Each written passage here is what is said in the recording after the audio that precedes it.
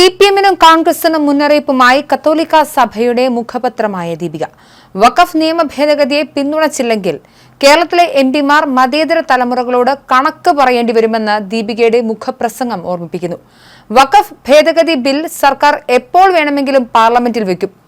India മുന്നണി അതിനെ എതിർക്കുകയാണെങ്കിലും മുനമ്പത്തെ 100 കണക്കിന് കുടുംബങ്ങളെ തെരുവിലിറക്കാൻ ഇടയാക്കിയ വഖഫ് നിയമം ഭേദഗതി ചെയ്യാൻ കോൺഗ്രസിനോടും സിപിഎമ്മിനോടും ഒരിക്കൽ കൂടി അഭ്യർത്ഥിക്കുന്നുവെന്നും മുഖപ്രസംഗത്തിൽ ദീപിക വ്യക്തമാക്കുന്നു.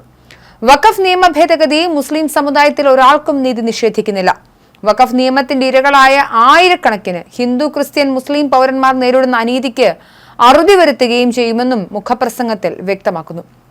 കേരളത്തിലെ എംപിമാരോട് കഴിഞ്ഞ ദിവസം KCBC അഥവാ കേരള കത്തോലിക്ക മെത്രാൻ സംഘം ഇതേ ആവശ്യം ഉന്നയിച്ചിരുന്നു.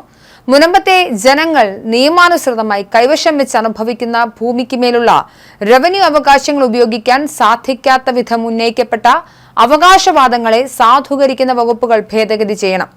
മുനമ്പത്തെ ജനത്തിന് ഭൂമി വിറ്റ ഫറൂഖ് കോളേജ് തന്നെ പ്രസ്തുത ഭൂമി ദാനമായി ലഭിച്ചതാണെന്ന് ഉറപ്പിച്ച് പറഞ്ഞിരിക്കുകയാണ്.